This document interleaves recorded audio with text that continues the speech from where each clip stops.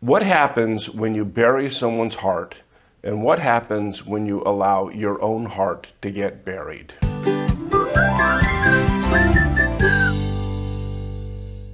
Hi everybody, I'm Greg from Heart Tools, where we make it simple to build great relationships. And sometimes early in life, we develop survival skills around certain emotions. For example, with anger, we might grow up in a situation where anger is generally accompanied by violent, scary behavior. And so we associate anger with violent behavior, and we tell ourselves, I'm never going to feel angry. Or we might have grown up in a situation where if we get angry, we just got hit harder. And so we learn very quickly anger is not an emotion to feel, and we learn to shut it down. Now, the good thing about survival skills is they help us survive, right? That's why we adopted them when we were young. The downside of survival skills is as we grow into adulthood, they keep us in survival mode. And we want to move out of survival mode and into thriving mode. And for that to happen, we have to allow our hearts to be excavated rather than buried. What happens when you continue to bury your heart? The first thing that we need to recognize when we bury our hearts is the emotions that we don't allow ourselves to experience don't go away. They don't just evaporate into thin air. What happens is we start storing them up. And so I experience a loss and I don't allow myself to feel sad because one of my survival skills is I'm always positive and optimistic, right? And so I just store up a little bit of sadness, and then I experience another loss and I store up more sadness. And pretty soon I have a deep well of sadness within me. And that can happen with any of the painful emotions. It can happen with anger, sadness, fear, shame, whatever. And pretty soon I have this deep well of emotion that I'm trying to ignore, and now I need something to help me medicate it, right? Because it's about to burst through and I don't want it to. So now I need alcohol or drugs or pornography, or I need to work 80 hours a week in order to escape that uncomfortable feeling that I'm trying to bury. So when we bury our hearts, the emotions don't go away. They just start to, build a deep well. The second thing that happens is if I can't tolerate an emotion in me, if I'm spending a lot of my time and energy trying to avoid anger, then I can't let anybody in my world experience anger as well. So whenever their anger pops up, I have to bury their anger. I have to tell them to chill out, to calm down, to get control of themselves. Not because there's anything wrong with their behavior, but just because they're feeling something that I'm trying desperately not to feel.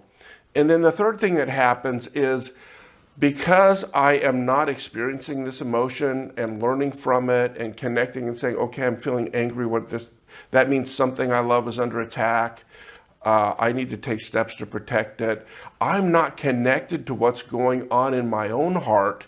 And so I can't connect my heart with other people's heart, right? Because that's the foundation of human relationship is here's what's going on with the things that I love, what's going on with the things that you love. But if I'm spending all my time trying to bury that, I can't connect to my own heart.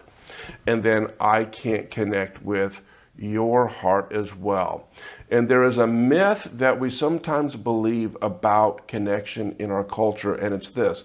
Connection happens when I'm happy and you're happy, and we bring our happy selves together.